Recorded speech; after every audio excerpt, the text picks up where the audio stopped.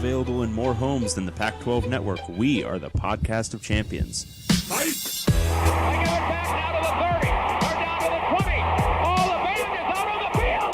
I'm David Woods from Bruin Report Online. And here he goes, Miles Jack. And I'm Ryan Abraham from USCFootball.com. Liner going to try to sneak it ahead. Touchdown, SC. We are the podcast of champions.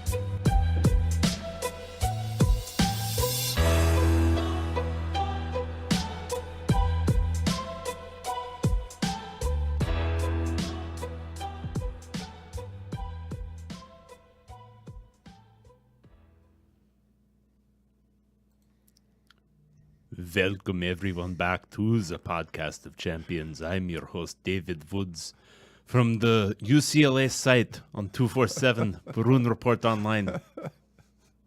That's pretty good. Very Boris and Natasha of you. I'm Ryan Abraham from USCFootball.com, the USC site on the 24/7 Sports Network, and it's a very spooky podcast of champions coming at you live from our studios. We got to recap Week 9. Preview Week 10, got officiating blunders, we got media rights deals, which David loves, lots of stuff to talk about. We had the interim head coaching bowl. We got a big Friday game, no more buys going forward. This is great. We got a lot of good stuff to talk about. 5 Pac-12 teams ranked in the AP top 25. And that matters for something, right? It totally doesn't matter, but it matters to some of us. Welcome everyone in. If you are watching us live on YouTube, thanks so much. We are just about to 500 subscribers, so make sure you smash subscribe that like button. If you are listening and you have not yet subscribed to our show, if you are listening and you have a second Google account, subscribe again. Okay? Do you understand me? Yeah. And if you're watching us live, I will put your comments up on the screen as we go about this. I will try to pay attention to what's going on there. And if you have questions, you can put question. I will start, and we can come back to it later in the show. We do have a whole lot to get to today. If you want to contact us, you can email us. We got some emails. I know we did a later show last week, so we don't have as many emails today, but that's okay. Pac12podcast@gmail.com. You could call or text us at 424-532-0678. Leave us a voicemail. Send us a text. You can tweet us at Pac12 Podcast on the website, pac12podcast.com. All our content. Dave will tell you not to go there. I say you should go there because I put a lot of work into getting that post up. You can see every week what our POC power rankings are. You know, maybe you have a team that was number 12 one week and they're somehow the first next week. I mean, it happens. That's just the way we do things. You go over to Reddit, reddit.com/r/podcast of champions. Most importantly, the Apple podcasting app. You got your iPhone, you got your iPad, you got your MacBook, whatever it is. You got that podcasting app. Make sure you subscribe. Follow us at the Podcast of Champions and leave us a 5-star review. A 5-star rating, and any kind of review you want. It doesn't have to be a 5-star review. It can be a 5-star rating with a putrid review. We love those. If you want to talk trash about us, whatever it is, we have thick skin, sort of. We can take it. Dave, we got any new ones? I know it's we do have 2 new ones. Really, already, just in a few days. That's just in a few days. It's amazing. This is from Jay Velo, 5-star review. I didn't know this was a football show. Do you like good podcasts? Do you like nautical discussions about how long it will take to sail from Marina Del Rey to Husky Stadium? 1,240 nautical miles, 5 days and 4 hours. Do you like hearing a grown man? He answered one of our questions. Yeah. Do you like hearing a grown man make noises like he's a wildcat, a cougar, or a husky? How about name flipping jokes or even Penix jokes? How about hearing about being a TV extra? The Podcast of Champions is perfect for 5 of those things and is a decent time killer if you've run out of other college football podcasts or if you are jonesing for jockey gift cards. Ian Rabraham and Wave Duds sometimes do a live show on Thursdays, but also sometimes Mondays. A podcast that keeps you on your toes. 5 stars. Very nice. I love that review. And we got another one. And he did tell us how many nautical miles. So it'd be like a little over 5 days to sail. We weren't sure about that before. I'm going to guess as to the remainder of the subject line because it's cut off, but this is from Eddie R2, 5 stars. All Pac-12 refs should be brought up on FE ... and I'm just going to guess that it's felony charges. USC 42, Utah 29, Pac-12 refs 14. Nice. So this is continuing the whining from 2 weeks ago. Right. We got ref talk to get to for sure. Well, yeah. I mean, I don't know. It's a testament to USC's fortitude that hang on, that they were able to escape the dreaded confines of Tucson with a victory, despite not being able to try a field goal at the end of the first half. Yeah. Well, I would say this is more of a national response they to the were- Pac-12 refs. They were only what, like 2-point favorites and in it's that game? not about USC. It's about the entire Pac-12. So we can. What we were got they favored? Wilner chiming in. We got Canzano. We got. Was Arizona national favored? Arizona might have been favored in that game, right? No, I love how you try to just diffuse the situation.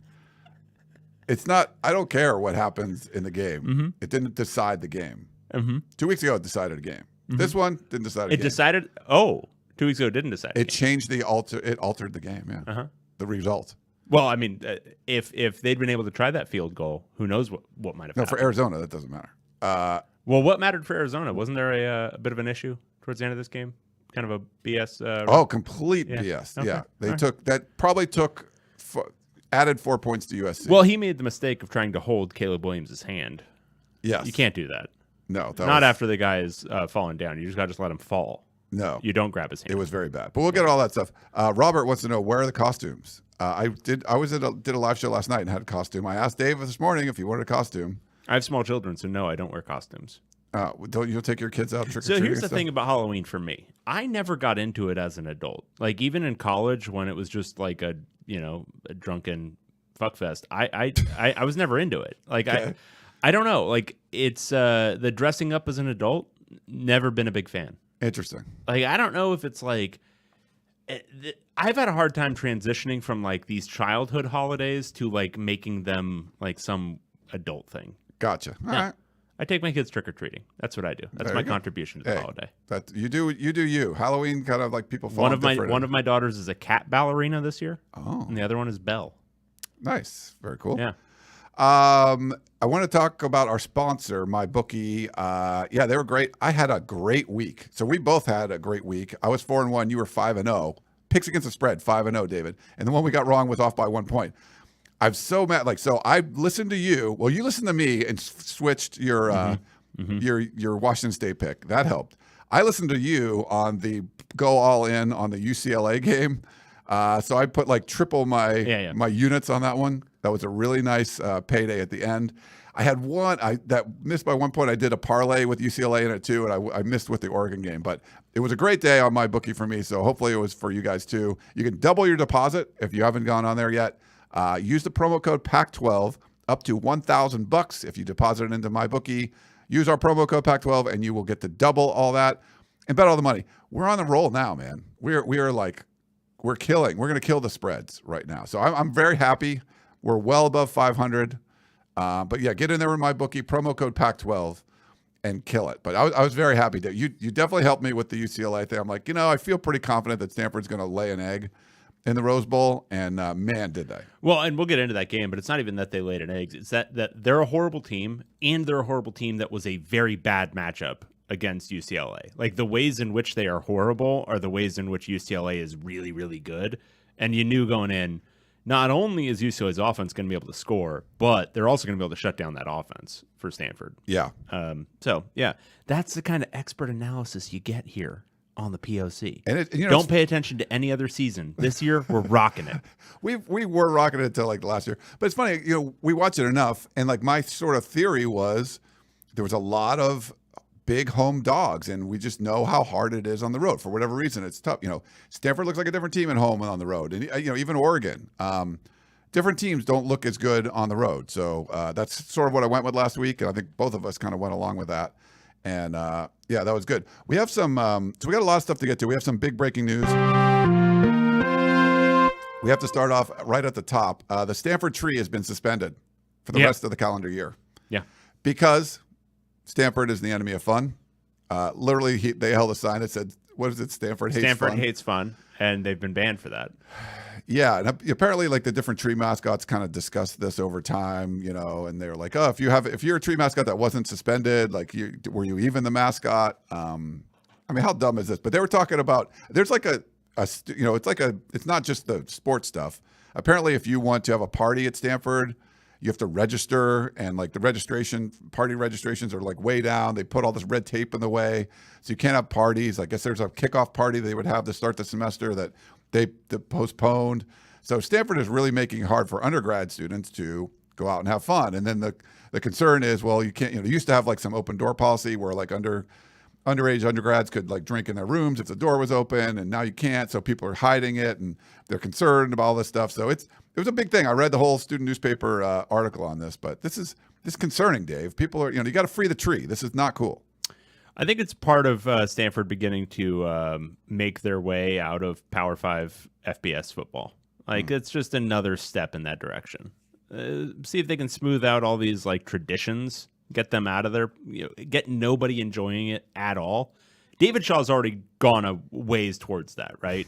Like the product on the field is already unenjoyable.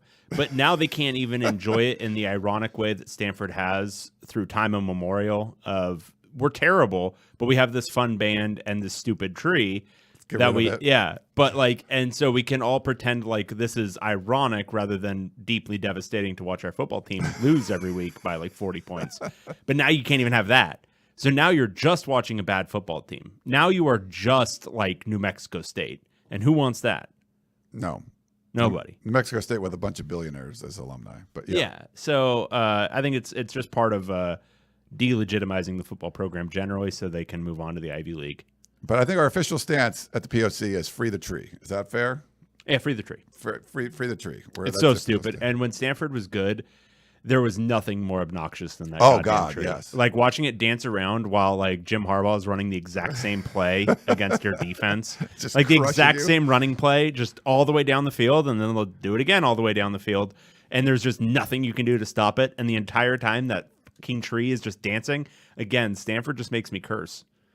No, but I mean, that would be when Stanford's good, that's the brilliance of it. Like, this is how little we care. This is what we're putting out there to represent our university as we're like destroying you on the field. Like, we don't even care about this sport, but we're still better at it than you.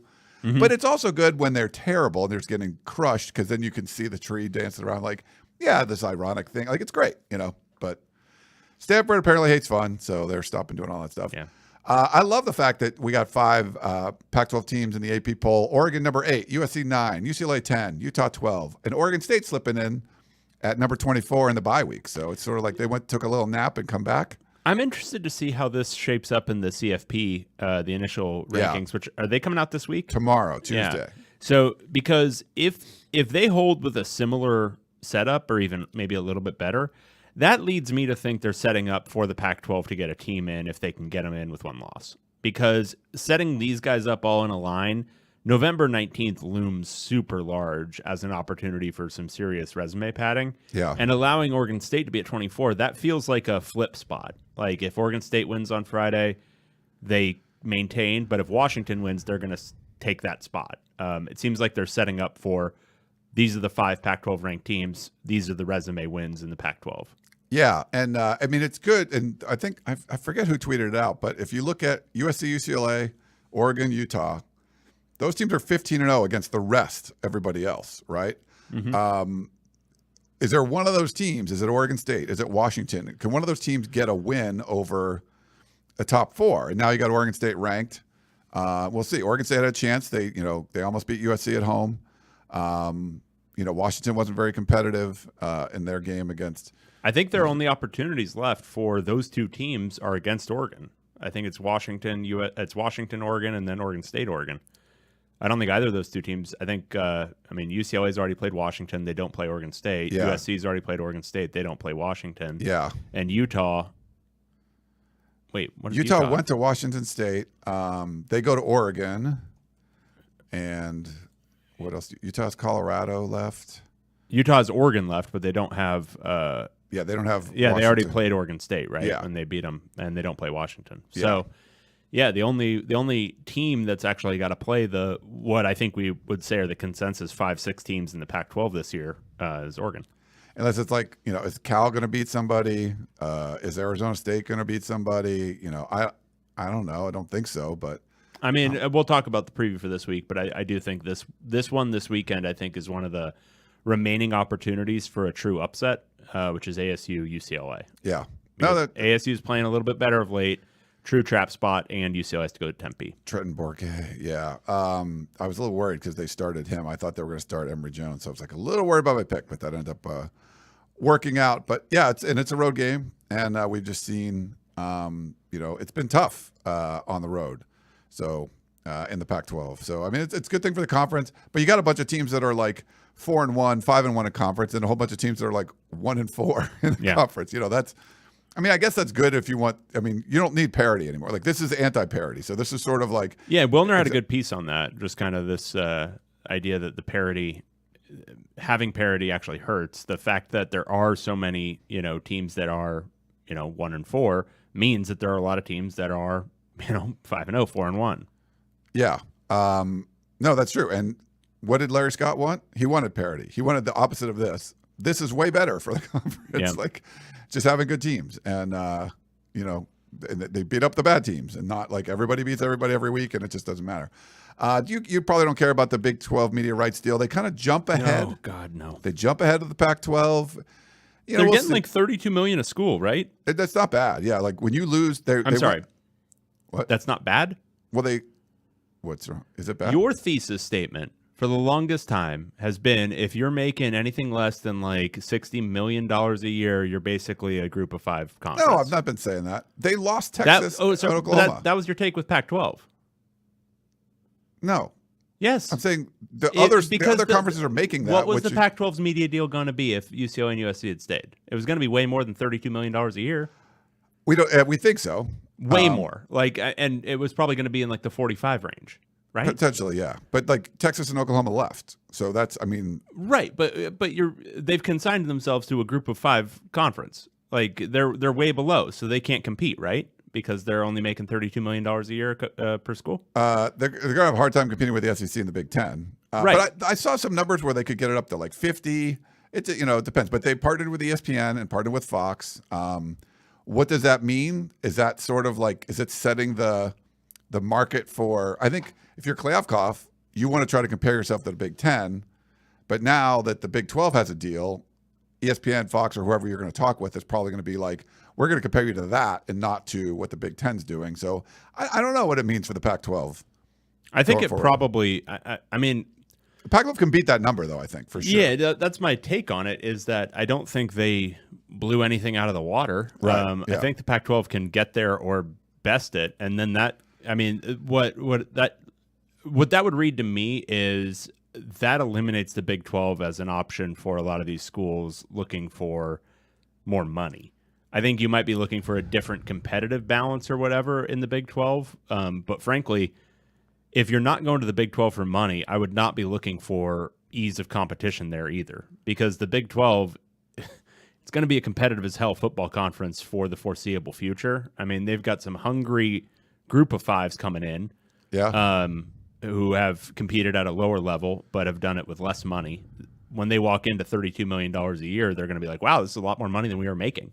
So I don't think for the Pac-12 schools like the Arizona State, there's necessarily an advantage in going to the Big 12 now. Now, obviously, it depends on the Pac-12 gets completely colluded against and, lowballed, but it's hard to imagine that happening. The rights still have value, especially on the West Coast, especially with the time slot availability. Yeah, that time slot's big. We'll see. As far as, I think the Big 12 was going for some stability. They wanted to keep everybody together. Now it might be, hey, we got this deal, and hey, Arizona State, like, come join, and we have a clause in there. If you guys join, it goes up to this or something. Who knows if there's anything else kind of behind the scenes with something like that. So, but they go for stability, and I think it's a 6-year. Like, it went kind of shorter. They'll be able to renegotiate before a couple other conferences. And so, I mean, the length of the deal is one thing when you can renegotiate, and then who you're partnered with. The Pac-12 is probably going to have a major digital partner like an Amazon or something. How long will the deal be? But they, Brett Yormark, he wanted to make a splash, and, they were, instead of waiting for that window, they were still like a couple years away. They went out and did something. So we'll see. I mean, things are changing on that front. I've got some breaking news. Brian Harsin. What? Brian Harsin's out at Auburn. Wow. Okay. So, I mean, just with some Pac-12 openings, it's very Pac-12 to hire a fired coach on the rebound. So, got to think ASU and Colorado are calling him. You would think, especially what we saw, like when Clay Helton gets fired last year, it was obviously earlier in the season. Georgia Southern hires him, I think in October or November. I forget which month it was. Yep. but he's not coaching, but he's getting an opportunity to sort of like start building his program. If you get a head start, you already have an interim head coach, and you bring in Brian Harsin and you're Arizona State or something. Yeah, I mean that's. I mean, I think there's definitely an advantage there to get in early. One of the reasons why you fire people early is that you can have opportunity to hire someone early. So yeah, I mean, he is a mediocrity, and nobody should hire him, but they might. So apparently, he's got $15 million coming, half of it in 30 days. So you get fired, and within a month, someone's going to drop a like $7.5 million check at your door. That's kind of cool. Yeah. 21 games. He got 21 games at Auburn. Nice. More than Sark had at USC. So yeah, there's that. Yeah. I mean, I'd love to know what he did at the alumni bash this year or whatever. Yeah. Wait, so this is so fun. We got to talk about the officiating. It's been a topic. This isn't. Yeah, I know. Stop with your like. This is USC. Blah blah blah. I don't give a crap about that. This is really like a problem. I think in the conference. Hang on. Do you feel this is a problem? The officiating? Yes. Yeah, it always has been. Okay. Canzano, Wilner, national guys talking about this all the time. For me, it's about this is not what you want the Pac-12 to be known for. Yeah, so the thing is, the Pac-12 is and has always been known for it. It's not a new thing by any stretch of the imagination. It's been bad forever. I know John was doing early part of this year, and it seemed like last year, was saying that the officiating had been better. I think maybe on the margins, but there's a reason there is like this even across like national football media, and always has been. Oh, Pac-12 refs, it's like avant-garde, like who knows? Like, because ACC refs are bad, Big Ten refs are bad, Big 12 refs are bad. SEC refs seem like the only ones who like generally people agree are like pretty good. Pac-12 refs have always been like this absurdity. Like, so like, and this is where I guess maybe I'm missing the thread a little bit, but like it's always been like this. I can't remember a time when Pac-12 refereeing was good. It used to be that they were true amateurs. Like these were just guys that they picked up from like high school games who were roughing the games back when it was, what's his face was the commissioner, Jim Hansen. Yeah. And they professionalized it a little bit more. And I would say like the quality of the overall refereeing is actually probably better now than it was 10 years ago, but it's still very bad. They still do things like at the end of that half, completely screwing up the clock. And what we're talking about at the end of the day is whether or not USC could try a field goal, but it's still like, why wasn't there some sort of review at that point? And it's those kinds of like procedural mess ups that seem to happen. I won't say every single year where it happens, where there's like one of those things where it's like nobody else could have screwed that up the way the Pac-12 did. Yeah. But every other year, it feels like there's at least one where it's like, what the hell just happened? Like, how did that happen? Where they allow a team to walk off the field or whatever when there was a clock mishap, or they give a team an extra down, or they take away a down, which has happened this year, where they've attempted to review a play 2 plays after it was done. And it's just like procedural things. Like, yeah. Like I think Canzano called it like the basic operation, or maybe it was Wilner, like the basic operations of officiating and running a football game. They screw that up. This isn't about like, oh, that should have been PI or not, or that's not targeting, or going to review that. Like just like the basic stuff of clock. I mean, I think Canzano said it's like you have 3 teams out there, and the Pac-12 officials are one of those teams, and they're a struggling team. But like Dave Coleman, I know Wilner's written about that. He had been an official for like 2 games, and he's like running the officials for the Pac-12. And there's some problems. I mean, the Big Sky, I guess, feeds the Pac-12 officials in basketball, and they kind of like work as a farm system. There really isn't anything like that. And they've brought in people from all over the place, and you have crews that don't work together and they don't gel together. I'm not, for me, remember when we got Kalashnikov, who came in, and I loved how candid he was about stuff. This is a problem, this is a problem, this is a problem, this is a problem. For whatever reason, when we brought up officiating, he was not like, that wasn't like, oh yeah, it's a problem too. It sort of was like, nope, that's not a problem kind of thing. Do you know what I mean? Like, I'm not sure why, and maybe it's just there's some deep-rooted things that they just can't fix, and that's why it's been going on for so long. I wonder if it's supply. I wonder if it's just the way they acquire it, the costs to do it better. Like, I wonder if there's something we're missing as far as like training and getting these guys available for the Pac-12 games. But there's a couple. I wouldn't even say there's a really good crew right now. Like, there's a lot of these guys that I can identify by face, and I'm like, that guy's bad. And the thing is, the way it is now is that Mothershed doesn't even stand out as one of the worst anymore. And he's pretty bad, but like, I don't feel like the general level of incompetence. And also I don't feel like he's, because honestly, the way I judge it now is how many flags are you throwing? Because if you're the constant thing with the Pac-12 is you just throw too many flags. That was the big issue like 10 years ago was when all those high-powered offenses were in the league then. It was like Noel Mazzoni's first couple of years at UCLA. It was Mike Norvell at ASU. It was Oregon still doing its thing. All of these things were going on at once, and every single Pac-12 team was leading the league in fouls and penalties. And it was like, well, they all are running tempo offenses, and it's like, yes, but even if you normalize it based on plays, they're still way above everyone else. Yeah. And it's just because the league throws too many flags. And I think Mothershed, his crews generally don't, but they do screw up a lot. Like, they screw up a lot of the basics.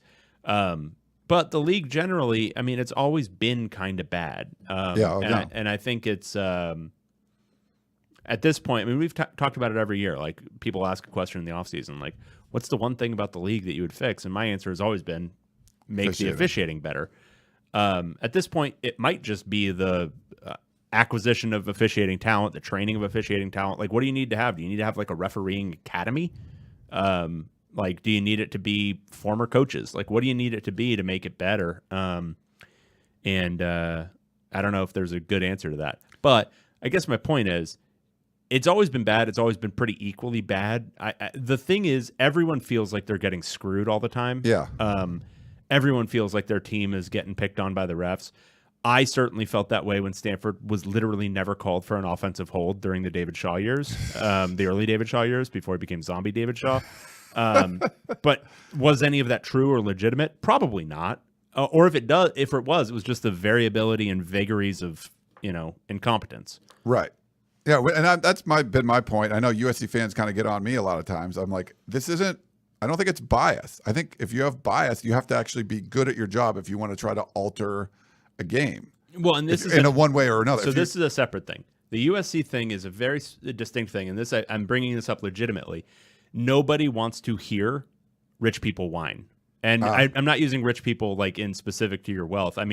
Nobody wants to hear the program that is born on third base whine about officiating. Nobody wants to hear that. So that's the reason why everyone is like, oh yeah, fuck SC. Who cares about your whining about whatever went on with the refs? Because nobody wants to hear that. Yeah. People want to hear, like, if Oregon State wants to bitch forever about some bad call that went against them, fine. Yeah, you're on the margins. Like, that bad call changed the fortunes of your program or whatever. Nobody wants to hear that from USC. Yeah. Beat Arizona by 50 like you should, and then nobody has to whine about the field goal at the end of the half. The funny thing, and I think some of it's from USC fans, like, when USC was good, like in the Pete Carroll era, and there was a couple years, and Carroll, I think, pointed this out, where it wasn't just that USC was the most penalized team in the conference, but their opponent was always the least penalized team. So something like that looked like, okay, that's statistically impossible, but that was always happening. And it sort of just had to feel like, okay, they're better than everybody else. We're just going to try to like help out the other smaller schools. And I think that's sort of where a lot of this started for a lot of them, because they knew that was going on. So Pete Carroll was whining about officiating all the time too? He didn't, not all the time, but that was something he brought up in one of the press conferences. And doing like statistical analyses of how he was getting screwed by the officials while they were going 13-0? Yeah, when you're like, well, how is this possible that we're the most penalized and our opponents are always the least penalized? I don't know. I'd look at it like, oh yeah, we're playing our third stringers in the fourth quarter. Those guys don't really know how to play. They're getting a lot of holding calls. Maybe. But so... And I think when you watch the halftime of the USC Arizona game, and Yogi is not sure what to say, Ted Robinson's not sure what to say. They go to the studio show. State media couldn't handle that one. It was exactly. It was sort of like the communist regime was sort of like, what do we say, comrade? Like there's a nuclear bomb going off in the back. Like, everything fine, go play in park. Like nothing to see here. That's what it felt like. And I think the most poignant comment was like, That's not what the Pac-12 needs. And I'd like, that's exactly right. Like, you just don't want. I thought we had a good week last week where we weren't talking about the officials all the time. And now, like, when you're hearing, like, I listen to national podcasts, I know you don't do that.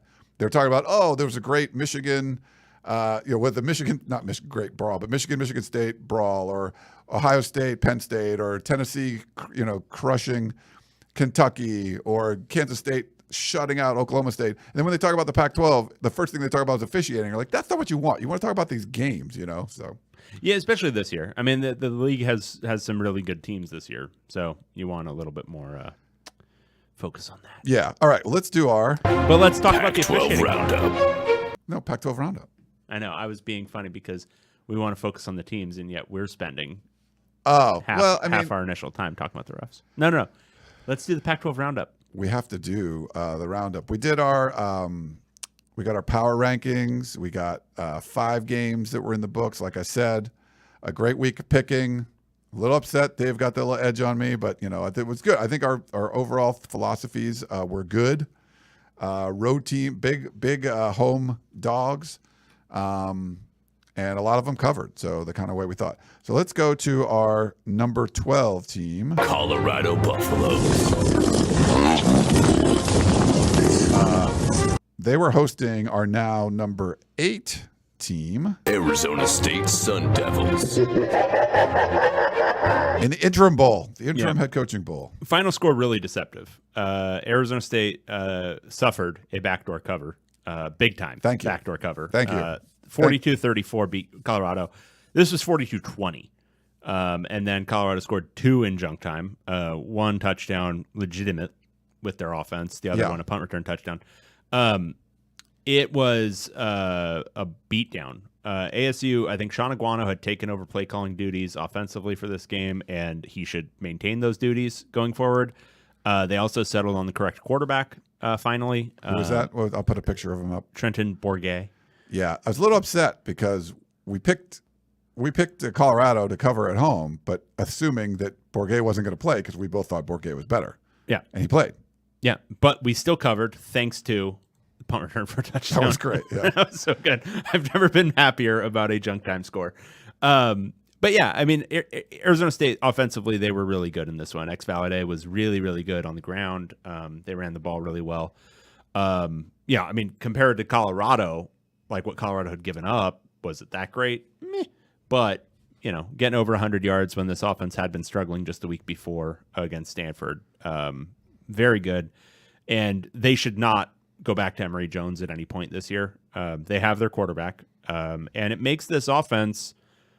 look, you've got to build in the Colorado effect that Colorado isn't good and neither side of their ball is good. But they've got some pieces. I mean, Elijah Badger is really good. Badger. Snaky.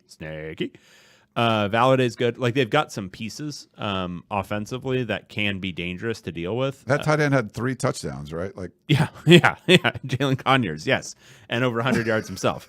Now Colorado's really bad, but you've got to build in that effect. But still, you don't score 42 points with ease if you don't have some pieces. And then on Colorado's end, I thought JT Trout, within the confines of this offense, was still pretty bad. But think about where we were at the beginning of the year. Guy gets over 200 yards passing and 2 touchdowns, only 1 interception. Pay no attention to the fact that he was under 40% passing, and it's, it's okay. Deion Smith ran the ball pretty well. But yeah, Colorado's a dumpster fire. They covered again, though. They've got 2 wins against the spread this year. not bad. Not bad at all. They did cover this one. We both picked this one, which was nice. 557 total yards for Arizona State. But that late punt return, thank you for the cover. But this was the most total yards this season. Obviously, Aguano taking over the play calling duties helped a lot. Going to the right quarterback, I think that helped a lot. Curious to see. I mean, we're going to see this happen a lot where you get a transfer in and then someone, local in the program ends up taking over the job and they or beat out the transfer guy in. So there's a lot of weird stuff that can go on in college football with this transfer stuff.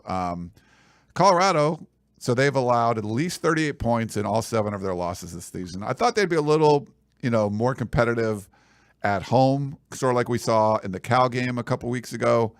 But ASU came out and they scored in the opening drive, and they just looked like they were in control kind of right away. But this is their first loss by fewer than 23 points, and this is the most points Colorado scored all season. So, Arizona State looks like they're getting better for sure, but I still feel like Colorado is more of a like they looked feisty a couple weeks ago. Last week they laid an egg. Wow, Colorado. Ryan is picking the upset. Colorado over Oregon. No, Wow. probably to cover when we Wow. get to that. Wow. Colorado, they look better though. Like firing your terrible coach, the team looks better. They still look bad. They're really bad, but I think they look better. If you think that's fair. I think it's fair. They did need a punt return touchdown with like 3 minutes to go in this game to cover. Let's remember. Yeah, I mean, sometimes just things kind of not like things just weren't exactly going their way, but whatever. But ASU looked a lot better too. Like they look more like a legit team. There was enough talent there. There's depth issues and all that kind of stuff, but you can make the players that ASU had. They should have been playing better than what they were, and Iguana's doing that for them. So let's go to our number 11 team. We have Stanford Cardinal.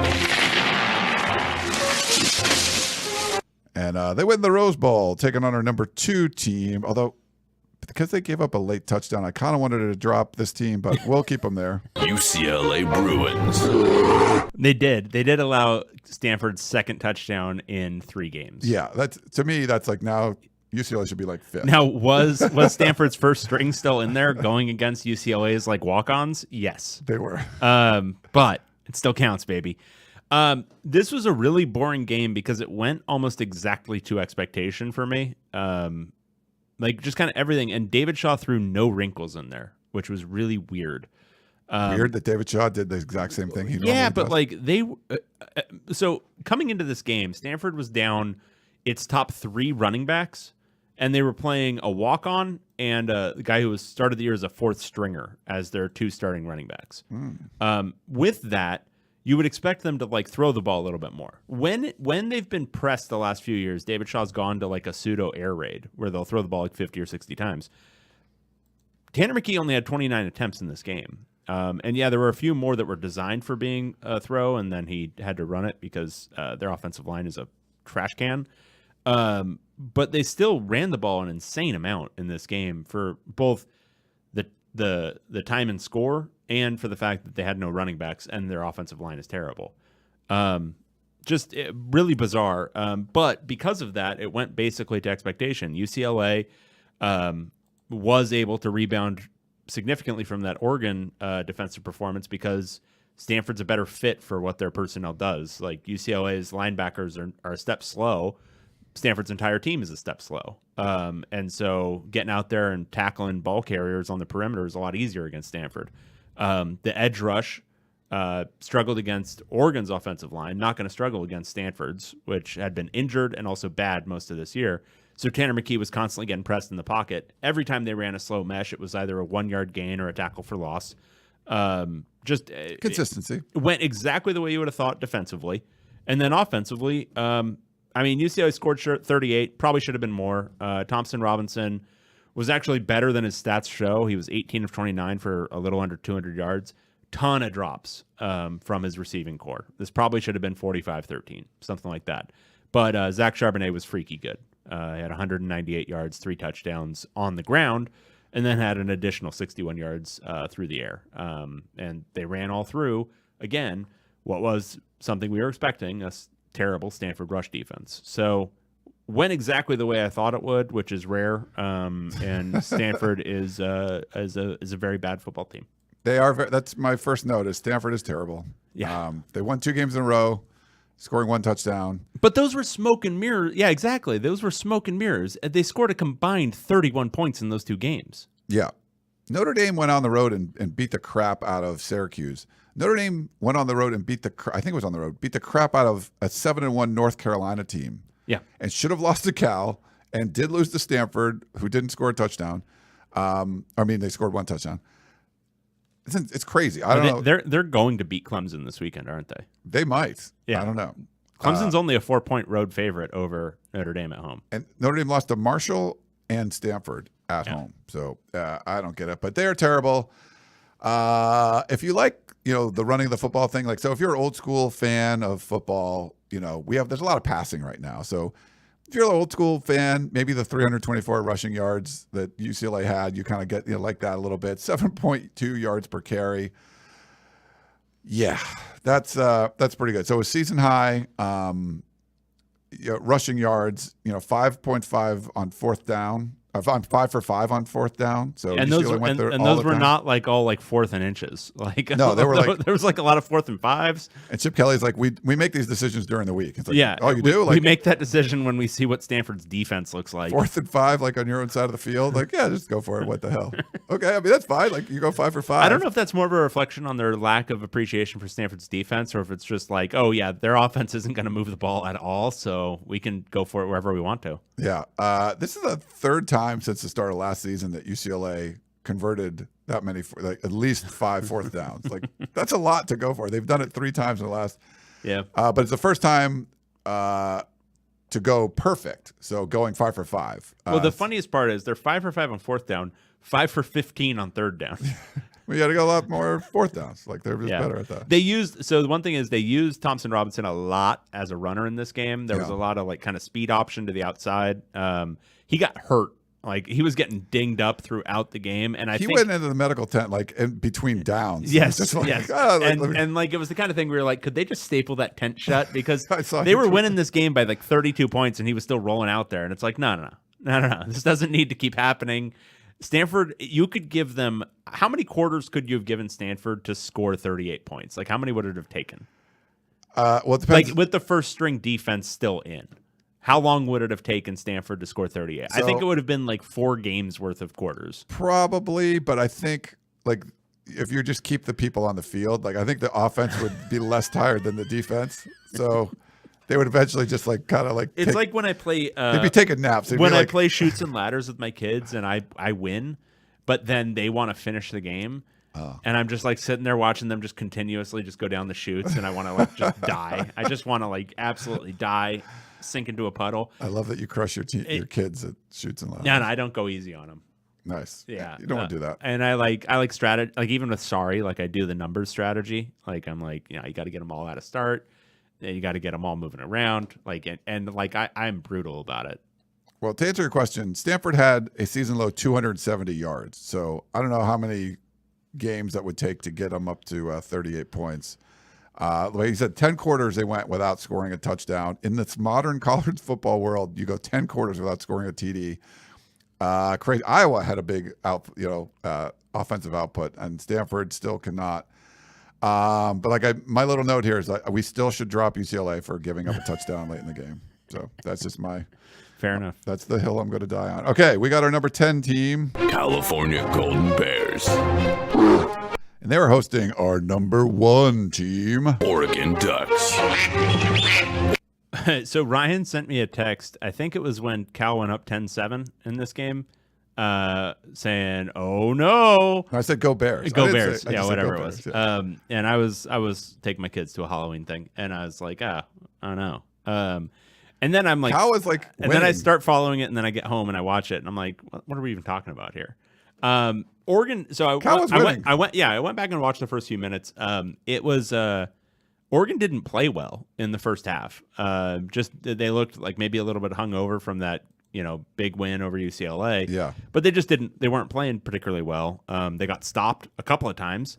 And defensively, they weren't quite lights out at the very beginning of this game. Then they were, and they blew Cal out of the water. But I do want to cite one thing. Our man Land Danning, once again, really underscores he's one of the best game managers in this conference right now. The way he managed his timeouts, he almost gave them, I think it would have been a 28-10 lead at halftime if it hadn't been a holding call for Cal that pushed them back and that ran time off the clock. He managed the middle 8 really well. He almost gave them 40 seconds with the ball after they had just scored twice in like 3 minutes. It was freaky. No, but like it's the basic stuff that you're always shouting from your couch at home at the TV, like, what are you doing? Why are you? And he's doing it. And yeah, it sounds really simple and stupid, but like when obviously when you're on the sideline, a lot of otherwise smart people get very dumb. He's not getting dumb. Yeah. And I think that's a huge asset, especially when you look at the talent margins. Again, my word, margins. The talent margins for Oregon over a lot of the teams they're playing. When you add to that you've got an asset at head coach, which I think the fairest description is that he's an asset, not a guy who's going to take points away from you. Not so good for the rest of the conference. I'll say that. They finished. This was a blowout again. Cal kind of snuck in some junk time stuff. The thing I would say about Cal, they don't. The Bill Musgrave experience has not been enjoyable. No. A lot of it is their offensive line. Like a lot of it is the offensive line being horrible. Jack Plummer's not a bad player, but he's made to look really, really bad by this offensive line. And the same can be said for a lot of quarterbacks in this league this year. But watching it, like there's some stuff. They're just not, and they've got some talent. I mean, they've got some talent at running back and at receiver. But there's just there is a dead space where that offensive line should be. There's too many handoffs that are like you have to make an amazing move to not lose 5 yards and you lose 8 instead. You know, like it's crazy what was going on. And that middle 8, like Cal was feisty early, and they were this was a 17-point spread. Dave got this one right. I got it wrong. It was an 18-point margin, but Cal was there until that like kind of blitzkrieg at the end of the second quarter, right? And I think that's that time around that time frame of the game, Oregon sort of like piled on a couple touchdowns, and you were like, oh, it was, Cal was like, up by 3 or whatever it was, and they're in fine position to cover, and then it was just like it was game over. Oregon just piled on. It was game over at halftime, like pretty obviously based on what had happened at that point. Once Oregon started going, they didn't stop. And it wasn't just like blocking at the line of scrimmage. Like they had a near punt block. They got a field goal blocked. The block field goal, like that's the difference in covering or not. So, but Cal's offense was sort of like throwing the ball deep, which was a little effective sometimes. Like you talked about Plummer, and Oregon just ran the ball. Bo Nix, 3 touchdowns rushing. He had 3 touchdowns passing as well. You just can't. I think Cal needed to get a stop or two. You can't just let Oregon score touchdowns every single time. Like they're going to get drives, but every one of them ended in a touchdown instead of like, oh, there was one, the guy dropped the pass and now they kick a field goal instead. Like that never happened. Just Oregon was like touchdown, touchdown, touchdown. Cal's been held to 24 points or fewer in 6 of the 8 games of the season. A little bright spot, and I don't know if this was just because it was garbage time, but Kai Milner came in. He was 8-11, 114 yards, 2 touchdowns, no picks. He looked good, but it was serious drunk time. First TD pass. It's the second time he's played. Yeah, maybe you have an income. The transfer gets ousted. I'm kind of curious to see. I don't think so. Like I don't think anybody looks at that offense and says Jack Plummer's the problem.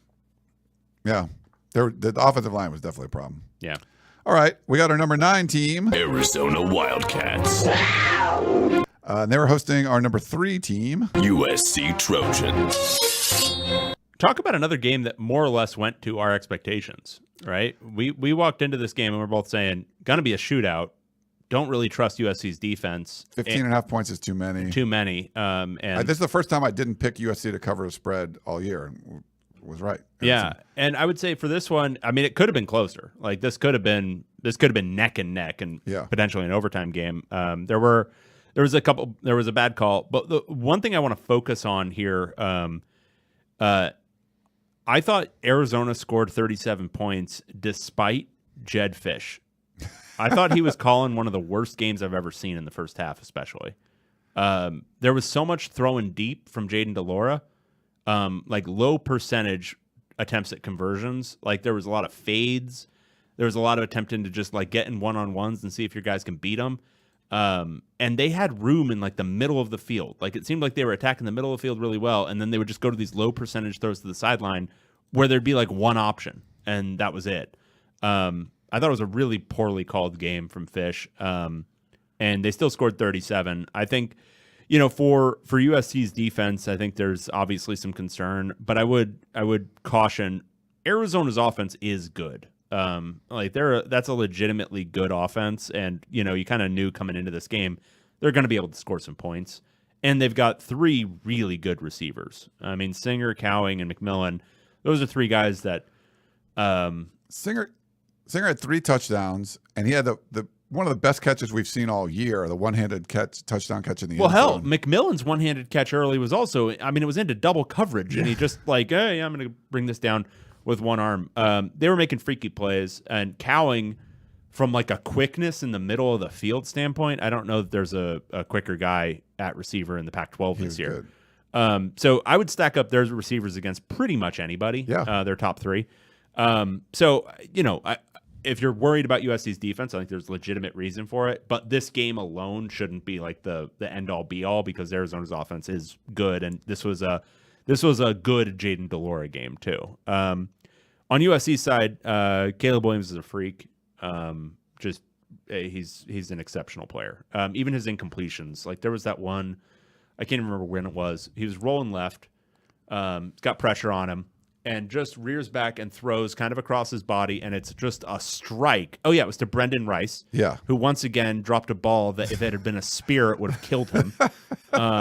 What's wrong with that? Like, that guy was good last year, and now I've seen him drop 2 balls. Yeah. That, again, if the ball had been a spear, it would have gone through his chest and staked him to the ground. But he had a nice toe tap touchdown catch. Maybe he's just too used to Colorado quarterbacks. Yes. And so he's used to like the ball being like way out here. And so a ball that's like literally hitting him between the numbers all the time. That was a ridiculous throw. They tweeted it out, and you're like, he ran to his left and like hucked it, and you know, you're like, it might have been batted away. Like, no, it got through all and the defenders. And it was on a rope. Like, it was just hit him in the chest in the end zone. And he's dropping it. It's like, wow. Yeah, he's a freak. Once again, I walked away from this game thinking, hey, Lincoln Riley, had you watched this defense before? Like, had you watched Arizona's defense before? Travis Dye only had 20 carries in this game for 113 yards. And it just feels like, okay, maybe not Travis Dye, but Austin Jones only has 5. Why are they only running the ball 32 times against this run defense? And I think some of it's like, let's get Caleb Williams' number. You know we can throw on this team too, and that's not illegitimate, but you could have controlled this game a lot better if you'd run it more. Yeah, that was the thing. I mean, they scored a bunch of points. They had missed a couple field goals. They had a long touchdown pass negated by a holding call. Like, I think the offense was fine, but yeah, they could have run it more. This is where the game management side, where I look at a guy like Landanning, he understands the game management stuff. I don't know if Lincoln Riley, because he's so used to those kind of like Big 12 shootout games or whatever. Yeah. Where this game would have been one where at some point USC go put together an 8-minute drive with your run game, and just put this one away. Like, keep the ball away from Arizona's offense, which is the only part of this that can beat you. Yeah, they did that a little bit. And this we're going to talk about. We have another game to talk about, but 2 weeks ago we had that USC Utah game. Both teams came out of that beat up. We'll talk about Utah in a minute, but USC, we kind of thought that Jordan Addison would be out, the Biletnikoff Award winner. He was. Eric Gentry, who's their best linebacker for sure, the ASU transfer, he was also out. Mario Williams, their second best receiver, he was out in this game. Andrew Voorhees, their best offensive lineman, he was out. Their other inside linebacker, Raylan Goforth, was out. So they were pretty beat up coming into this one. And Caleb Williams had his career night. He had 411 yards. He's thrown 10 touchdowns over the last 2 games. But I was impressed not just because of his poise and the way, he had a lot more time. Like, Arizona's pass rush is non-existent, so he had a lot more time to kind of survey the field. But to lose your top 2 receivers like that and then still throw for 411 yards and 5 touchdowns, that was impressive for me. But Arizona's wide receiver core, their offense is really good. Like, T-Mac is one of the best receiver recruits that we saw in the conference, and he's at Arizona. He's going to be making a lot of plays for the rest of his career there. It's going to be fun to watch. But it's like, I think I'm bullish on Arizona's future still. That's. They were not. I mean, they weren't far off in this game. I think the thing that gives me pause about Arizona is they already went through a defensive coordinator change last year, and I'm not convinced Johnny Nansen is the answer from a schematic standpoint defensively. They don't seem to adjust really well. They don't seem to make the right calls before the games, and some guys have regressed on the defensive side of the ball. So take all that, together, and it's just, we've seen a ton of improvement on the offensive side because they added a quarterback, and you could already kind of see it last year that schematically what they were trying to do, and they didn't have the pieces. This year they have the pieces, and suddenly it looks a lot better. I don't know really what they're trying to do defensively. Don Brown had a kind of an ethos, and I thought the defense, even though it wasn't good by any stretch of the imagination, they stepped up at times. This year, it just doesn't seem like they can. They have the ability to. Yeah. And I pin a lot of that on Nansen because the talent has upgraded defensively as well, yet they look like the same kind of mess this year. And that's the part that gives me pause about Arizona's future is I think they're going to be forced to make another change at defensive coordinator. Probably. And that's an instability that was maybe a bit of an own goal that was for short-term success. They wanted to get the recruits in. Nansen brought some guys over and certainly helped with recruiting. Is there a way to retain Nansen but give somebody else the defensive coordinator duties? These are the conversations I think Jed Fish needs to have this offseason because those are the kind of the aggressive moves that need to be made to turn this into a 8-4 team next year. Yeah. 4 conference losses, at least 580 yards given up by Arizona in all of them. And, it was 49, 49, 49, then 45 in this one with, a couple missed field goals and stuff. So, yeah, not good defensive performance when Arizona loses in conference, especially giving up 49 to Cal is still is baffling of a result. Yeah, they're giving up tons of points to everybody. Yeah, lots. Okay, we already talked about Arizona State. Number 7 team. Washington State Cougars. And they were hosting our number 4 team. Utah Utes. This was a really interesting game. There was a Thursday. Canzano, on Thursday. Canzano had a good story afterwards. So Cam Rising, everyone thought he was going to be starting, and then it was like 45 minutes before the game that Bryson Barnes was tapped to be the starter, but they didn't tell anybody. No. And so FS1 is like running graphics for Cam Rising to start the game, and then Bryson Barnes, pig farmer, comes out there. And Canzano's story was all about, and I thought Petros handled it really well. He was like, look, I get it. It's football. It's been a long time since I put a helmet on, but we want to showcase these guys, and we can't do that if we don't have the information. Because we could have done a whole thing about Bryson Barnes. We could have done a whole thing about him pregame, but we weren't able to because nobody shared that information with us. That's a side note. The main note is Utah without 17 running backs and without their starting quarterback went on the road into a tough environment against a really good defense and pulled out a win, 21-17. This was a really impressive showing from Utah. Yes, it came against a Washington State offense that's been bad pretty much all year, but defensively, this looked like one of their better games of the season. Kept the ball in front of them, didn't allow big plays, let Cam Ward complete as many 1-yard passes as he wanted to. I mean, he was 27 of 31 for 222 yards. It was unbelievable the amount of line of scrimmage, just screen passes that they were throwing. Blown up. Utah's at the line of scrimmage. They're like, we're not going to let you throw these. And you just continue to throw line of scrimmage passes. You're like, what is going on? Well, and the thing is, if you're going to be that kind of offense, you can't take huge negative plays. And the thing is, Cam Ward, look, is he going to be a bad quarterback forever? No, I don't think so. But right now, he's bringing a lot of negative because he stands there and just takes sacks. And he walks into sacks. And he takes big sacks. And you can't do that in an offense that is so, it needs to be so perfect all the time to actually score points. And yes, the offensive line isn't good. I think that offensive line is better than Cal's. And he's taken way too long to make decisions. He's taken way too long to make plays. And so, yes, he has a sterling completions percentage in this game, but it was for basically nothing. So anyway, Washington State's offense is really a major work in progress, but Utah, Bryson Barnes came in and looked a little iffy in the first half, I would say, especially, but really started to come on towards the end of the first half. And then in the second half, I thought he was pretty darn good, actually. They did a kind of a running back by committee. Jalen Glover got a lot of it, but former quarterback Jaquindon Jackson ran the ball pretty well, ran the ball with some, power. He's a big dude. That was really good for Utah, but they just kind of managed. They just kind of, figured out what combinations were going to work and just tried to hammer them. I thought Kyle Whittingham actually managed the game kind of poorly, but each one of his decisions, which were low percentage, seemed to work out. So who am I to say? But yeah, walking away with a 21-17 win was perfect for us. Utah won, kept the top 4 intact, but we also got the cover. We did. Cam Ward, I will say this about my man Cam Ward. He knows what his job is. He knows that it's important to cover. He did this against Oregon Great too. teams cover. Yeah. Good teams win. Great teams cover. Yeah, that was weird. Just the no Cam Rising thing. And I agree with Petros. I hate this. Like, I think Whittingham said that they told Bryson Barnes he was going to start like that when he was there. And like, I don't buy that. At this point, this isn't state secret stuff. Like, holy cow. Like, you would love to focus. Like, I mean, you would love them to be able to tell the story of this, a lot of times it's just you don't know what's going on. I think USC did a little bit of this too. Like Mario Williams didn't play. In the second quarter, the announcers were talking about, I think we saw him early in the game. Like he wasn't in. Jordan Addison suffered a serious leg injury, and we all had to play the dog and pony show this week that he might play or might not, right? They said he was day-to-day. Yeah. Like he's not day-to-day. Like I've seen a lot of injuries. Isn't he going to be out for several weeks? Look at his leg.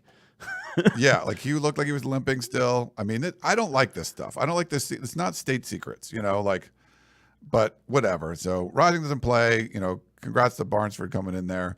Washington State turned the ball over a couple times early. They had that targeting at the end of the half. Like, I felt like Washington State missed an opportunity here because they were getting a injured Utah team. Just like USC had a bunch of guys out, Utah had a bunch of guys out. That game was physical. They beat each other up. And so on the two targeting calls, because there were two in this game, one against Utah, one against Washington State. Yeah. That's the kind of officiating I actually like to see, which is not that they were both like good calls or bad calls or whatever, but it was very consistent. Yeah, when you saw the second one, you're like, that has to be targeting because the first one was targeting. Yeah, and the first one I don't think was malicious. And I think this speaks to a need to change the rule book, not necessarily to change the officiating, because by the rules, both of them were targeting. But this is where the classic, it should be a 15-yarder incidental for certain ones and kicked out of the game for the ones that are like actually malicious. Yeah. Though neither of those were malicious hits. The Utah one was just, I hate to use the word dumb, but it was just dumb because he had him dead to rights, like for like an 8-yard TFL. And he just lowers his helmet at the last second, and not even to do helmet to helmet. It was like it actually impeded his ability to make the tackle because he's putting his head in the way. Very odd. Yeah. When upsets happen, though, there's usually plays early on, like could go one way or the other. Like this sort of went against Washington State, and they could have been up 14-7. They were end up down 14-7. And you just felt like, okay, Utah's going to, do what they need to do and kind of stretch out and win this game. And there was weird calls, and like it just seemed the calls were like you could see that they were wrong, and the call on the field sort of went Washington State's way, but then it was going to get reviewed, and it was going to go Utah's way, And the thing and this is where FS1 I think is doing everyone a disservice is they're not having announcers there. And so they're watching TV, yeah. They're watching monitors, and they've got like a 6-monitor setup. I think they're watching the wrong monitor during a lot of play action because they're trying to identify numbers, would be my guess. They're probably watching like all 22. Yeah. And so when you're seeing when we're all seeing at home, well, that's a horrible spot. They're not seeing that. Yeah. And so they were calling it wrong too a lot of times, which added to the confusion because it's one thing for the refs to be bad, but then we all feel like we're in Twilight Zone because the announcers are also calling it bad. And it's like, they're not. And that's why I tweeted out at one point during this game, are they there? And then we learned, they're not. Apparently that crew is never traveling anymore. But that's where it was getting absurd because there were 2 spots in this game where it was just like, no, that's egregiously wrong. And this is going to get reversed immediately. And if the announcers were saying that, it wouldn't be a big deal. But we all had to sit there and be like, wait, no, am I taking crazy pills? There's no way that's going to stand up. No. 10 tackles for loss for Utah. I mean, just insane. Like all those line of scrimmage passes just was not working. I put a little note here that, you got to thank me for making you switch this pick. So you picked Utah. I already thanked you in public. That was very good. This is the second straight win by 4 points or less for the Utes. Prior to the USC game, Utah had lost 8 straight games decided by 4 points or less. So they won both of those last 2 now.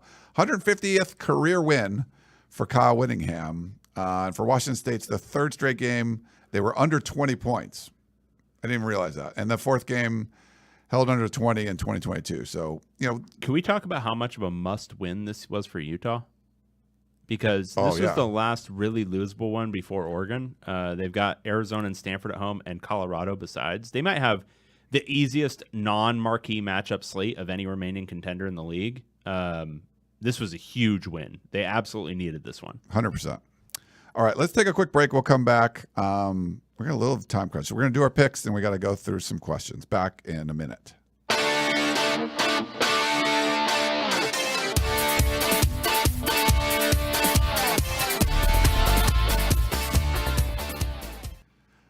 All right, we're back here on the POC. Did you eat some candy during your break? No.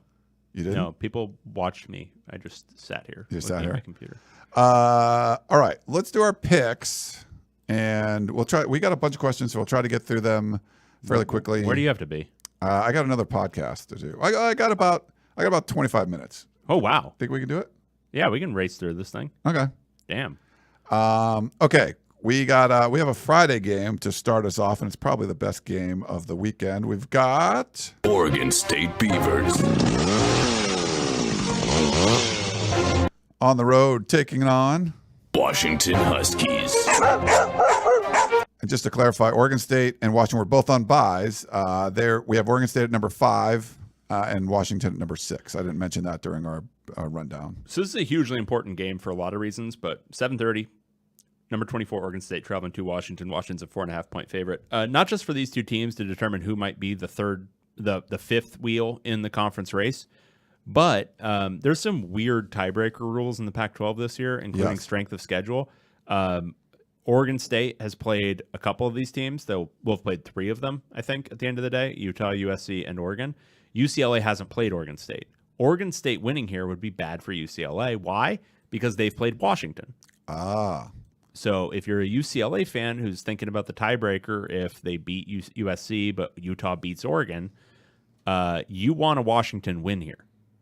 And if you're for the other teams, you probably want an Oregon State win here. For Oregon, it doesn't really matter. USC has a win over Oregon State, so they would rather Oregon State win. They don't play Washington. Exactly. So there's a rooting interest here for a lot of other teams, in addition to the reality, which is both of these teams are alive in the conference race. They need a few things to happen, but they're alive.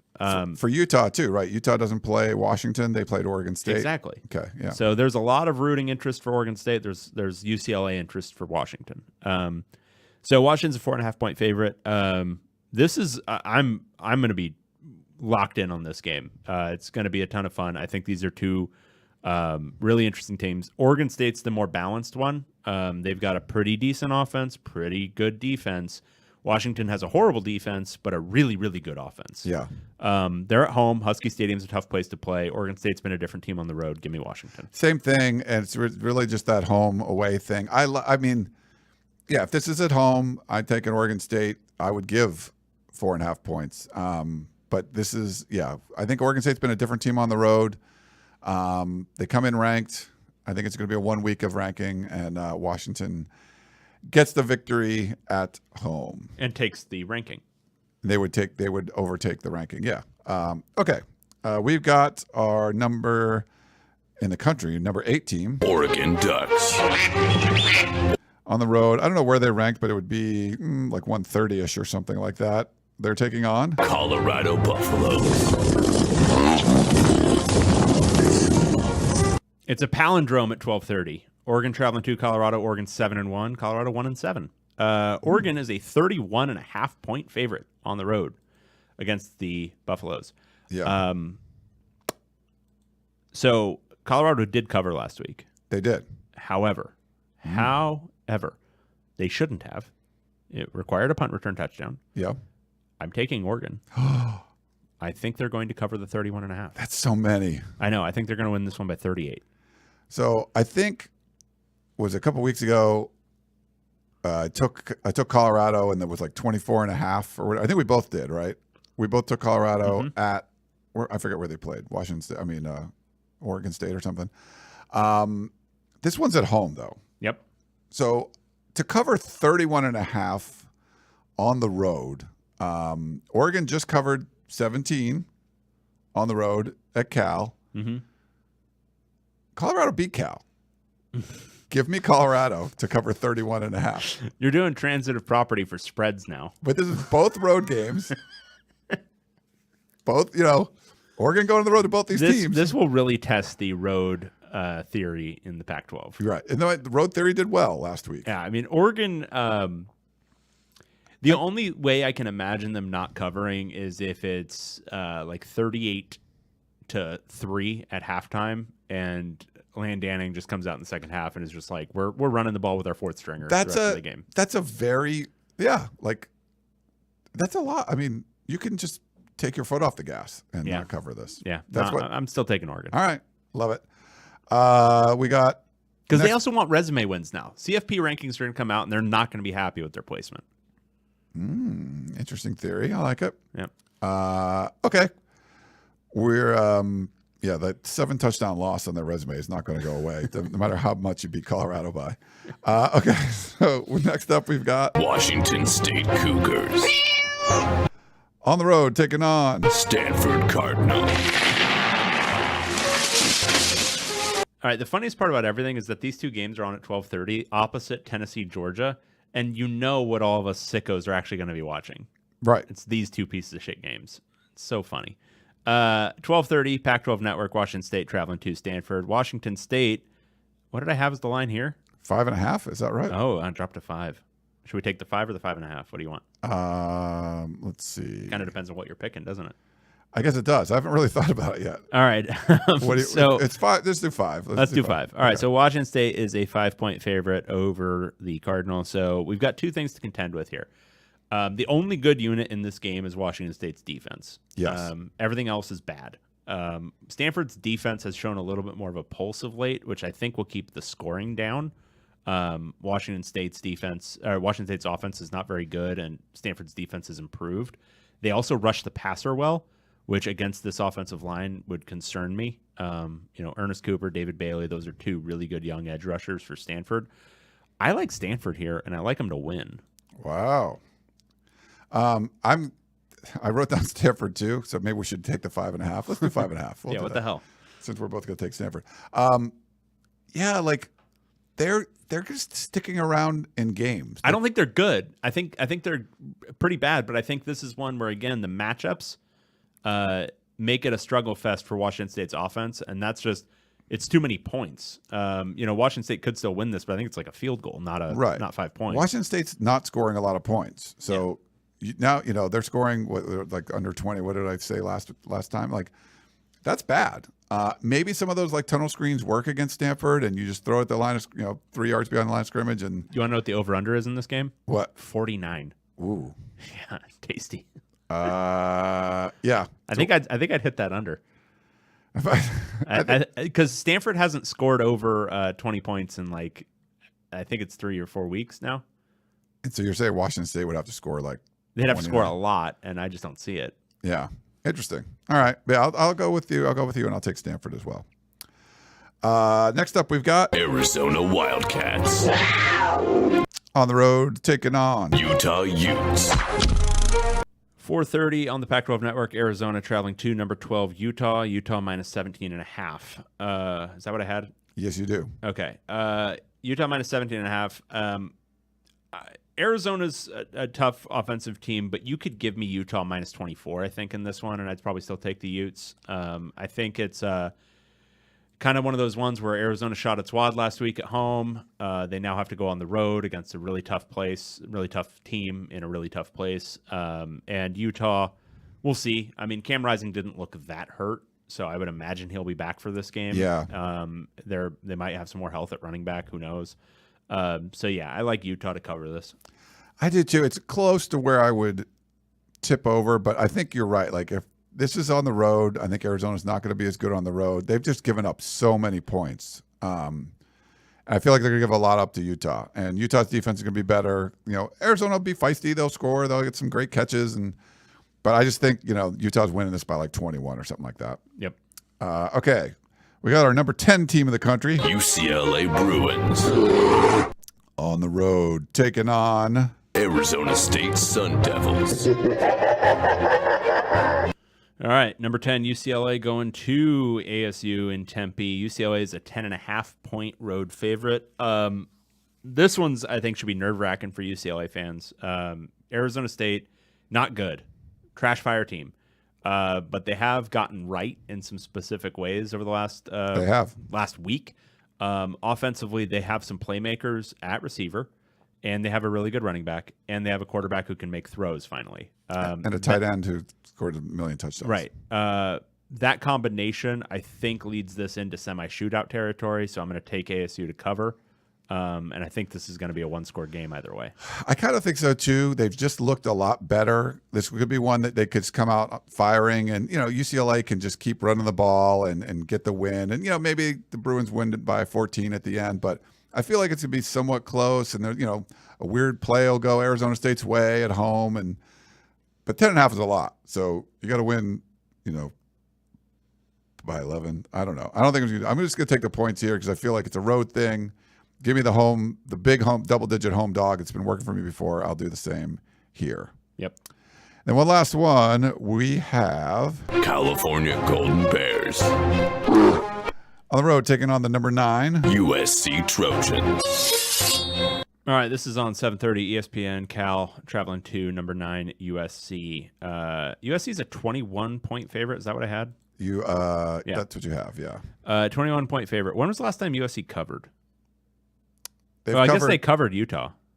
They Yeah. did cover that one. They've covered. So they were 5-2 against the spread.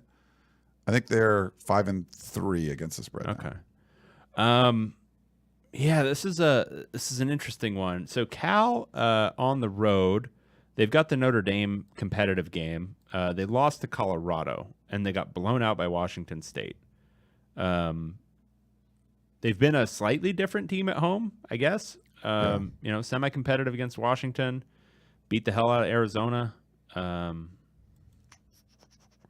21 points is a lot of points for a USC team that's gotten like inattentive at times. But Cal is a trash fire, and that offensive line is so bad that USC's rush should sack Jack Plummer, I would say minimum of 4 times. So give me USC. I don't feel great about it, but I'll take USC in the points. Yeah, I'm going to do the same, given the points. Given the points. Yeah, USC's defense, when they do well, is like they force turnovers and they force negative plays, and Cal's offensive line is so god-awful. You feel like there's going to be a bunch of sacks. So they'll get stops based on that. Like, Ott will probably run for a bunch of yards, but they're going to force negative plays. And I think this USC offense showed what they could do last week. Like, I think they're at least putting up, 45, 50 in this game. And I'm not seeing Cal scoring, high 20s or anything. So give me USC. Don't feel great about it either, but I just feel like USC's offense is going to be really good. They'll score a bunch of points. What makes you think Cal's not going to score in the high 20s? Just the fact that they've only done it against one FBS team this year? Yes. Is that what? That's why. Oh, okay. And this one's on the road. Yeah. So, yeah, we'll do that. Okay, we'll try to rapid fire some of these questions. I got Frank in Sacramento. What WSU in Italian? He said Washington State University, or WSU in Italian is pronounced Whatsamata U. Very good. We're starting off on a good note. This is from Brian. Gotta be like Canzano and Wilner. This week on their podcast, Canzano and Wilner named their top 5 movies. The conversation came because Lan Danning gave his top 5 at Pac-12 Media Days and then texted Canzano he hadn't given his. Since you guys just copy everything those two do, I thought I'd ask you. First, some guesses given your reputations. David Woods, lots of dystopian and communist propaganda mixed with dark humor. I'm guessing An Unfortunate Truth, Harold and Maude, anything by Michael Moore, and something artsy and foreign no one understands like Seven Samurai. People have such a terrible misread of me. Do you know what I watched last night? I finished Frozen. up, well, actually I should say, what I watched over the last several nights, because I get maybe 45 minutes before I have to go to sleep every night. I watched Clear and Present Danger, which is a movie that is now 28 years old. That I have seen approximately 75 times in my life. Like, I can still quote most of the movie. Nice. I watched that because it's a dumb action movie that's fun. I like big dumb Marvel movies, and I like dumb romantic comedies. Like Jerry Maguire, one of my favorite movies of all time. It's great. Nice. And then for Ryan, it's I'm thinking Ryan likes more red-blooded American thrillers like Red Dawn, First Blood, Rocky IV, where Rocky ends the Cold War by himself, and anything with his personal hero, Chuck Norris. Keep up the mediocre podcasting, gentlemen. I'm not like even a Chuck Norris guy, I guess, but I'm more like Star Wars, Indiana Jones. Like, I don't know. It's hard for me to like just pick movies out of the air. And I'll say this. I've never seen An Unfortunate Truth. Harold and Maude I found to be one of the most insufferable movies I've ever seen in my life. Couldn't stand it. Most Michael Moore stuff is a little too preachy. A couple of his earlier documentaries I thought were like legitimately good. Like Bowling for Columbine was good.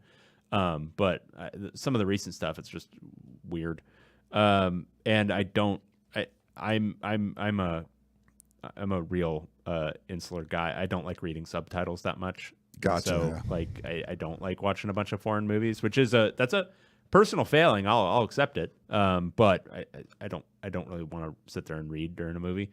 And artsy movies drive me crazy. Like Wes Anderson, I hope he never makes another movie in his entire life. Yeah. All right, we got to go. And Paul Thomas Anderson, to hell with that guy too. There Will Be Blood is a shitty movie, boring as hell. Okay. We don't copy them, by the way. They copied us. We had the podcast for a long time. So yeah, we talk about the reporting because we're reporting on our teams. They're reporting on the Pac-12. Yeah. We got a text. USC fans were right that there's conspiracy on who the conference wants in the championship. Not sure if the refs got the memo this weekend. He sent an attachment. It shows Pac-12 football championship game between Arizona and TBD. It's in the Pac-12 app in case you've never seen it. I don't think they're still alive for the championship. This is from John, formerly from SLC, now in Vancouver, Washington. Ryan and Dave, serious question here. Why can't the Pac-12 and Big Ten form a merger with a Western Division and an Eastern Division? That way, Oregon and Washington don't get left out, and programs like Stanford and Cal don't have to consider whether or not investing in football is a worthy venture. It seems to me that this could be a groundbreaking media rights deal. I also feel this would mitigate the travel challenges with 2 or 3 cross-divisional games per school. Does this make sense, or should I make an appointment with a psychiatrist at my earliest convenience? John, this makes a ton of sense. It is going to happen, I think, in the fullness of time because let's all come on, take your hat off for a second for your fandom. It makes zero sense that USC and UCLA are going alone to the Big Ten. It's gonna be stupid. It's gonna be really hard on a lot of the Olympic teams. It's gonna be bad in a lot of ways. They're gonna need some West Coast teams. This will happen eventually. It's just negotiating all that stuff. But I like a bigger idea. Ooh, what do you like? A general college sports organization of some sort that has regional divisions. You know, one maybe that's Midwest, one that's like kind of Texas based, one that's in the South, one that's along the East Coast, one that's out in the West. And you could have, I don't know, somewhere between like 10, 12, maybe even 14 teams in each one of these divisions. Mm-hmm. And then they could all compete for their individual championships. And then there could be some sort of selection process to see which of the champions from those different conferences. It's like if one region's better than another region one year. Right. Yeah. So just to make it so it's not like automatic, but like, you know, you can then pick, certain teams that really stood out to then compete for some sort of unified national championship. What do you think? It seems too far-fetched. I don't think that would ever work. Refs from Tom. Hey, Ryan and Dave, would you be shocked at the following? Waking up to a rainy day in Seattle, experiencing traffic during your daily commute on the 405, living in the Bay Area, and encountering a smug person who loves the smell of their own farts, listening to this podcast and hearing David pronounce it Penix. No, you wouldn't. So as a Pac-12 fan, why do we continue to grasp and clutch our collective pearls when the refs are terrible? And spare me the conspiracy talk. Even if there was, the refs would be too inept to pull off the conspiracy. Tom, couldn't agree more. Yeah, Tom, you're with us. We're on the same page. All right. Oh, gosh. Okay. Next up, this is from Andreas. Oh. Hey, guys, love the podcast. Forgive me for the length of these. One serious and one unserious question. Serious question. What does Cal do with Wilcox? What does Wilcox do with Cal? That has to be one of the most depressing programs that I've laid my eyes upon. They're 3-5 and almost certainly not making a bowl in their foreseeable future. At what point does someone in the department say, screw it, let's just hire Jim Mora and begin the Berkeley Revolution? Which I think could be a hit with the fan base. And would Cal even be able to hire Jim Mora away from UConn? How low has that ship sunk?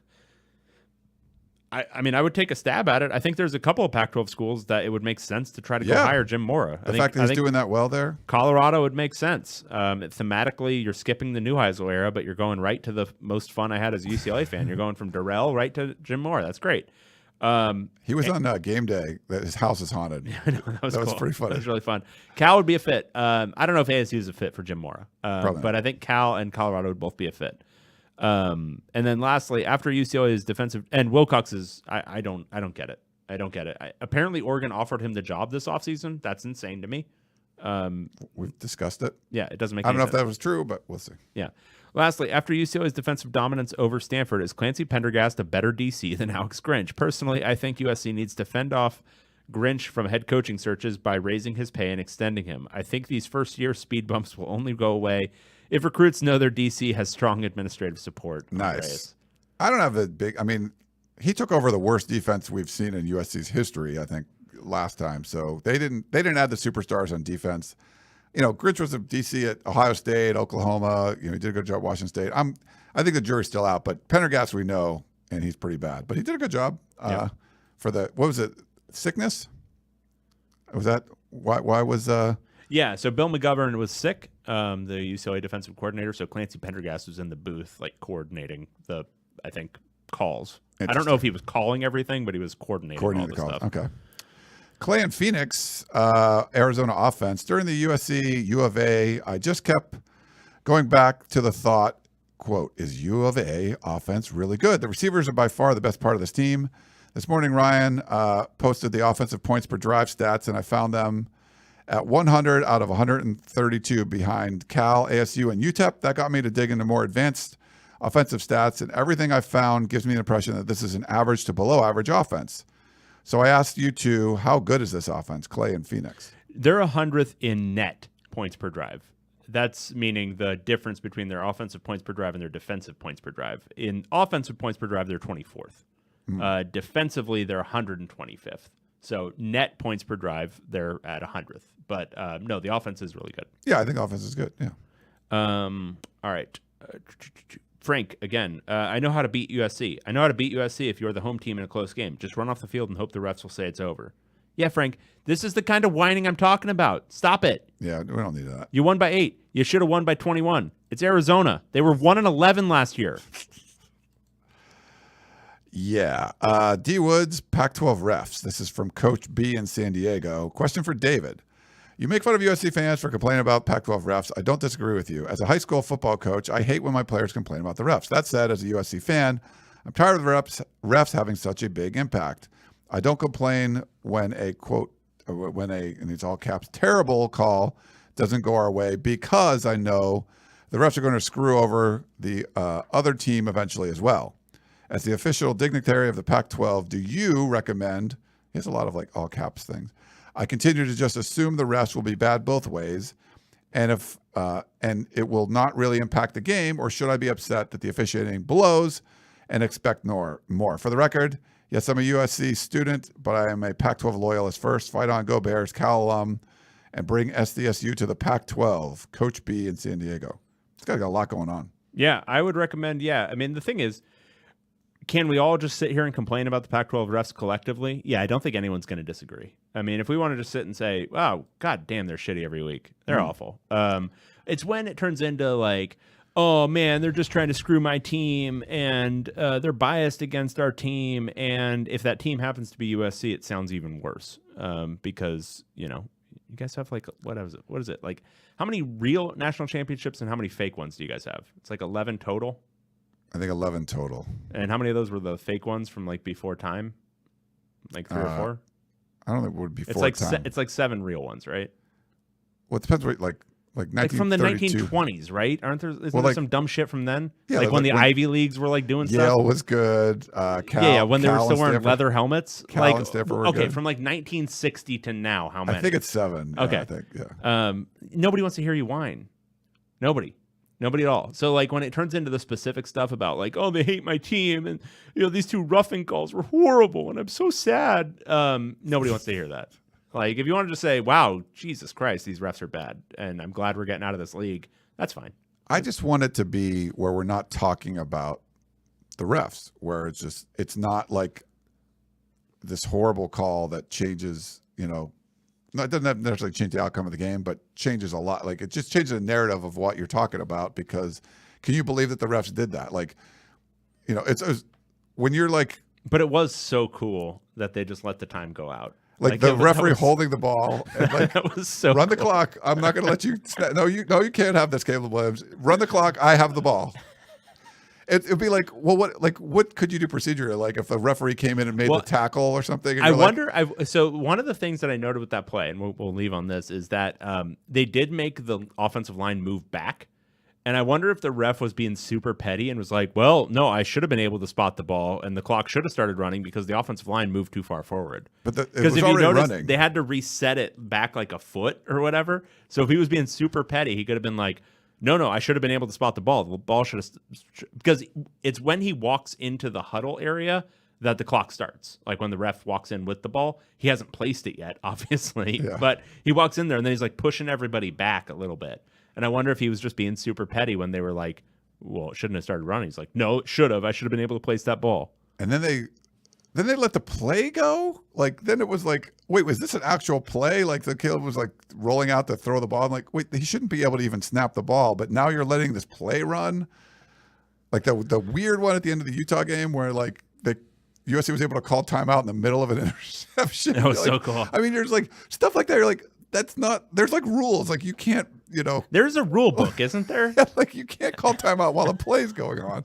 But No, you can attempt it. A head coach can attempt to do that, but you're not supposed to grant it to them. No, it's just stuff like that. You're like, we don't want to talk about that. Like, come on, Pac-12, be better. All right. Well, let's wrap things up. Get better, not better. I love it. I said it right. You said, yeah, because you can screw that up sometimes. Yeah. Well, hope you guys enjoyed it. What did we go? Hour and a half. Not too bad. Yeah, you rushed us out of here, but it's fine. We had fewer questions. We had a bunch of questions though. But thank you for everyone to watch on YouTube. We had, I think, our most people watching live. We had over like 85 people or something watching live. So thank you for that. Smash that like button, subscribe, do all those things if you're listening on the regular podcast feed. Thank you for that too. Tell a friend. Get some Pac-12 friends.